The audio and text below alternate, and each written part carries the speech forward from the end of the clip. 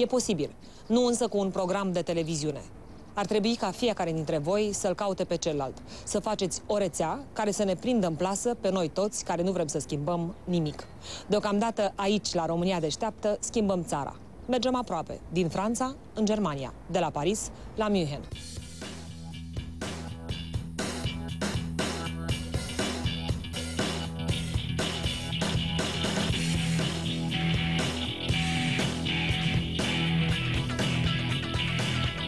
Studenții români din Germania au un parcurs diferit de toți cei pe care i-am descoperit până acum în România Deșteaptă.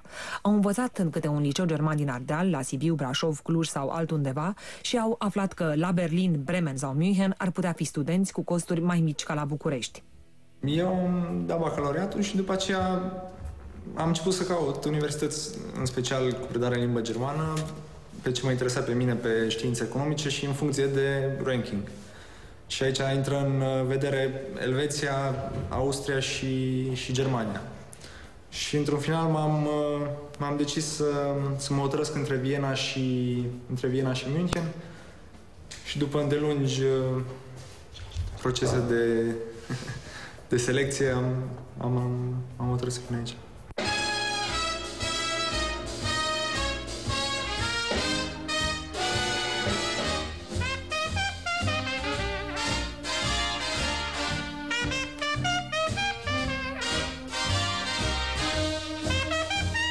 Ce m-a marcat, în primul rând, a fost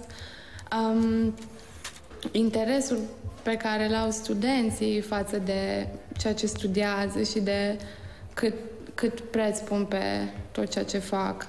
Mi se pare că ei se și pot simți bine, se pot distra, își pot trăi viața de student, dar când vine vorba de a învăța și a lărgi orizonturile, mi se pare că sunt serioși și...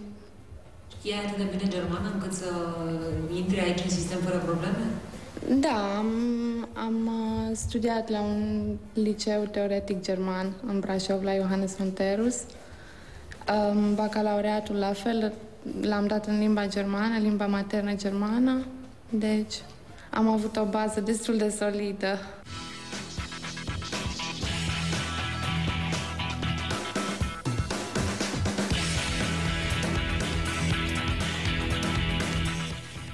Sunt din Sibiu, studiez medicină generală în semestru 7, an 4, la Ludwig Maximilians Universität. E o recunoscută școală de medicină din Europa? Da, este o școală foarte bună și, practic, unul dintre motivele care m-a atras să vin aici este faptul că cred că este printre puținele orașe din Europa care are chiar 2 facultăți de medicină. Este și la TUM, la Technische Universität München, o facultate de medicină, și la LMU. Și m-am gândit că acolo unde e concurență, probabil că e și performanță.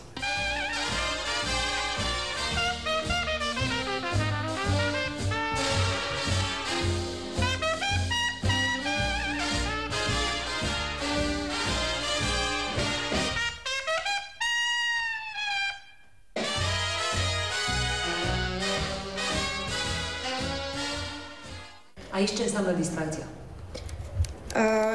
Nu înseamnă... Deci distracția înseamnă poate odată ieșit în oraș pe săptămână, nu în fiecare noapte în club, cum făceam în România, în timpul liceului.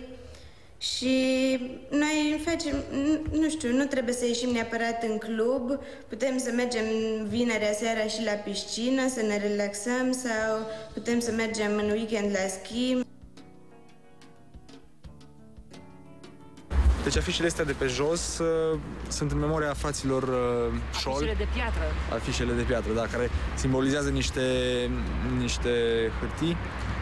Frații Scholl au fost 2 studenți la medicină, adică erau studenți prin anii 1940 și ei au format împreună cu profesorul lor, profesorul Huber, au format o rezistență împotriva nazismului.